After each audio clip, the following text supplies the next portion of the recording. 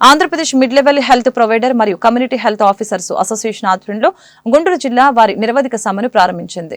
నగరంలోని కలెక్టర్ కార్యాలయం ఎదురుగా ప్రారంభించిన ఈ నిరవధిక సమ్మెలో పాల్గొన్న కమ్యూనిటీ హెల్త్ ఆఫీసర్ సంధ్య మాట్లాడారు.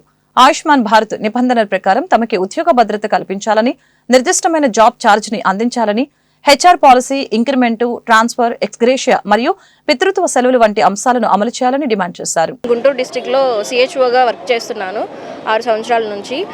అయితే మేము ఇప్పుడు ధర్నాలో ఎందుకైతే ఉంటున్నామో సమ్మెలో అందరికీ తెలిసిందే.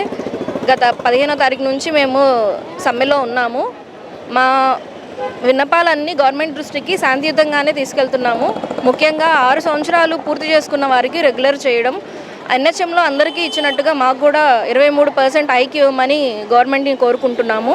తర్వాత మాకు అంతకుముందు పిఎఫ్ ఉండేది. పోయిన సంవత్సరం ఏప్రిల్ 2024 నుండి మాకు ఎందుకు కట్ చేశారో మాకు తెలియదు. దానికి రీజన్ కూడా తెలియదు. ప్రతి గవర్నమెంట్ ఉద్యోగికి పిఎఫ్ అనేది కంపల్సరీ ఉండాలి. అది పునరుద్ధరించాలని కోరుకుంటున్నాము. తర్వాత కొన్ని పాలసీలు ఉన్నాయి, ఇంక్రిమెంట్ పాలసీ, అవన్నీ కూడా మాకు అమలు చేయాలని కోరుకుంటున్నాము.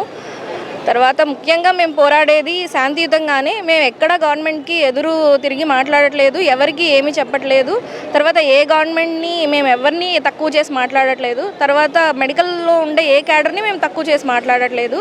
మాకు తెలియకుండానే మేము చేసేది యూట్యూబ్లో వచ్చి దాని కింద ఎవరో ఫేక్ ఐడి క్రియేట్ చేసుకొని మా పేరుతో వాళ్ళు అలా మాట్లాడారు.